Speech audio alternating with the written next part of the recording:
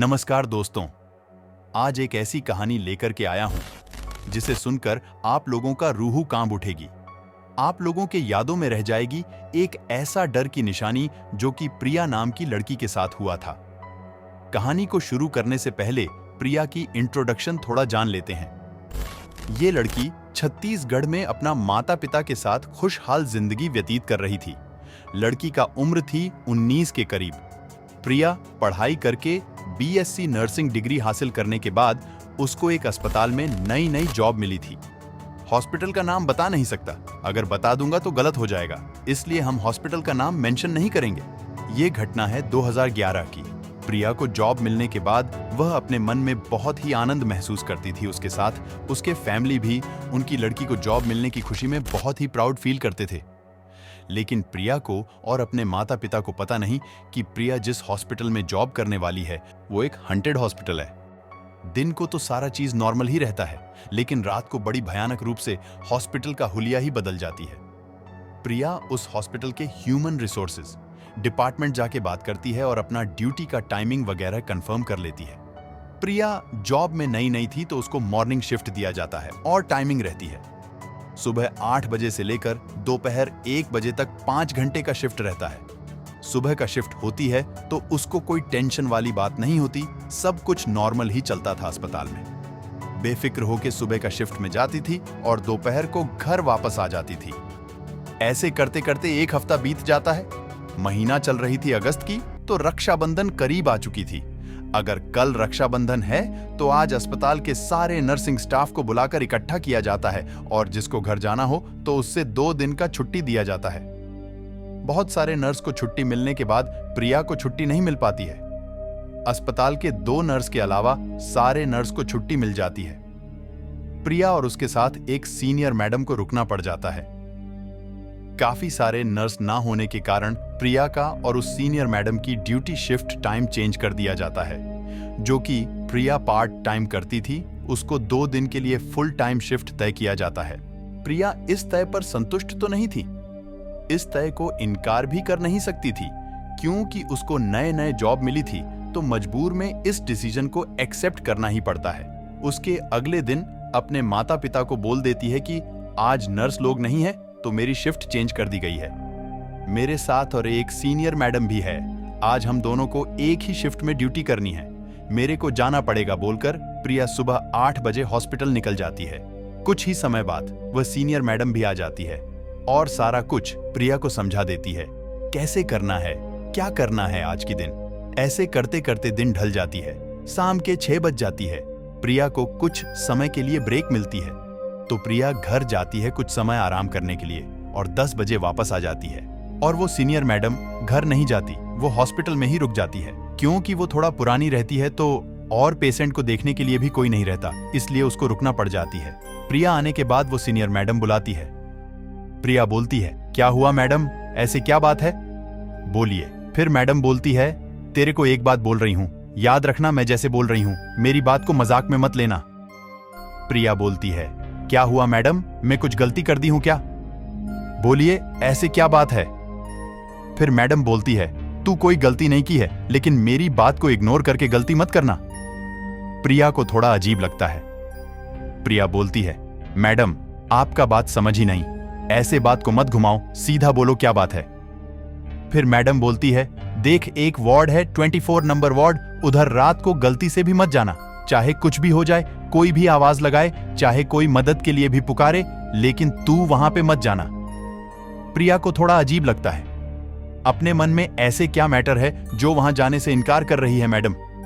फिर पूछती है, क्या बात है मैडम, क्या चीज है, बोलो क्या बात है। मैडम बोलती है, देख तेरे को जितना बोली हूं तू उतना बात मान, जैसे ही बाकी नर्स आ जाएंगे तब तेरे को बता दूंगी, आज नहीं बता सकती, बोलती है।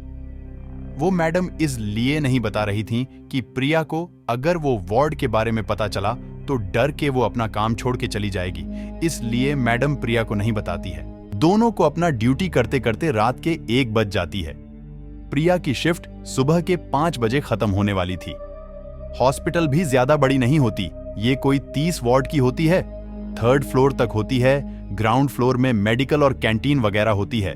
फर्स्ट फ्लोर में 1 से लेकर 10 वार्ड होती है, सेकंड फ्लोर में 11 से 20 वार्ड होती है और थर्ड फ्लोर में 21 से 30 वार्ड होती है। थर्ड फ्लोर को तो रात को जाते ही नहीं थे कोई भी, दिन के समय बस वॉशरूम वगैरह के लिए जाते थे।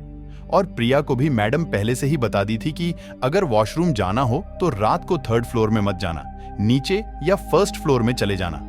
ऐसे करते करते रात के 1:30 बज जाती है। उस समय कुछ पेशेंट को कुछ इंजेक्शन देना था। प्रिया नीचे फर्स्ट फ्लोर में थी। उसके बाद प्रिया ग्राउंड फ्लोर में आके अपना इंजेक्शन दवाई वगैरह ले लेती है और सेकंड फ्लोर में चली जाती है और पेशेंट को इंजेक्शन वगैरह लगा देती है। उस समय प्रिया को जोरों से वॉशरूम आती है।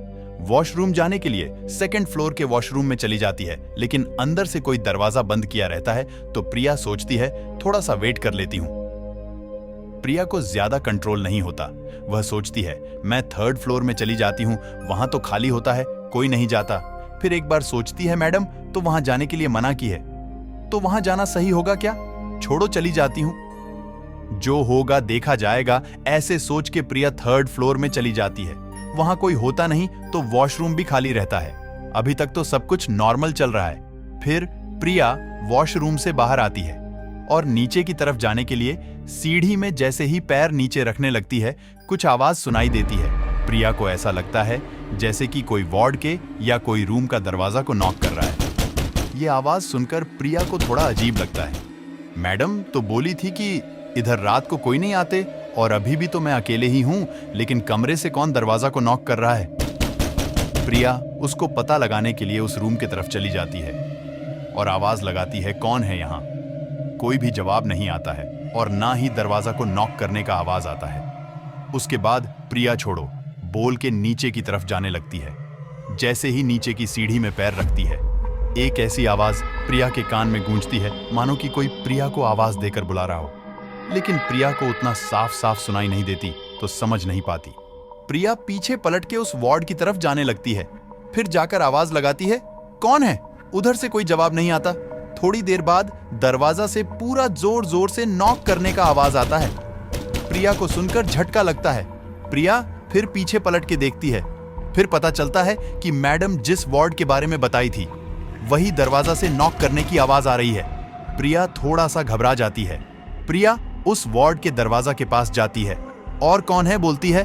तभी एक औरत की आवाज आती है उस वार्ड से, नर्स मैडम मेरी मदद कर दो, प्लीज बचाओ, मेरे को मदद कर दो।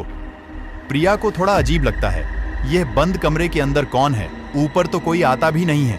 शायद कोई दरवाजा बंद कर दिया होगा, इसलिए बेचारी दरवाजा खोल दो बोल रही होगी। फिर उस मैडम का बात याद आती है प्रिया को। मैडम तो मना की थी इस वार्ड में जाने के लिए, दरवाजा खोलना सही रहेगा क्या।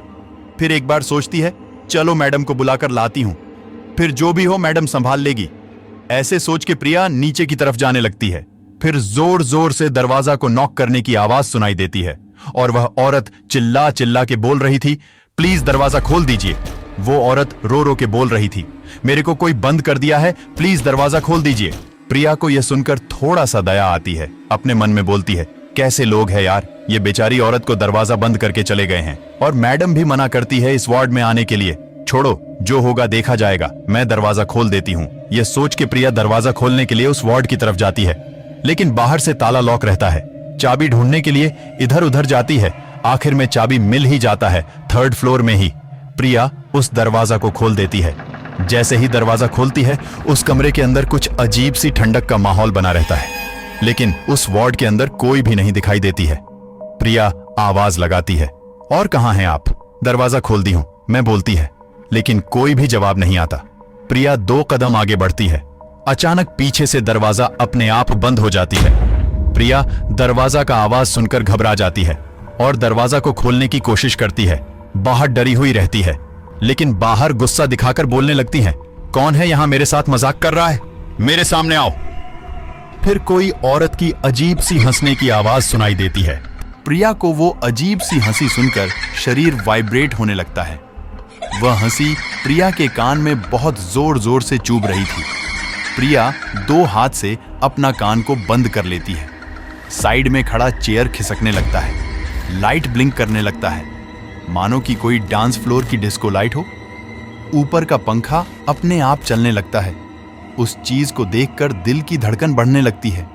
प्रिया को कुछ समझ नहीं आता, वह क्या करें क्या नहीं। मैडम की बात को याद करके खुद को दोष देने लगती है। प्रिया रो रो कर बोलने लगती है, मेरे को छोड़ दो, मैं आपके साथ क्या की, प्लीज दरवाजा खोल दो। लेकिन वो औरत हंसी के अलावा कोई बात नहीं कर रही थी, ना ही कोई जवाब दे रही थी।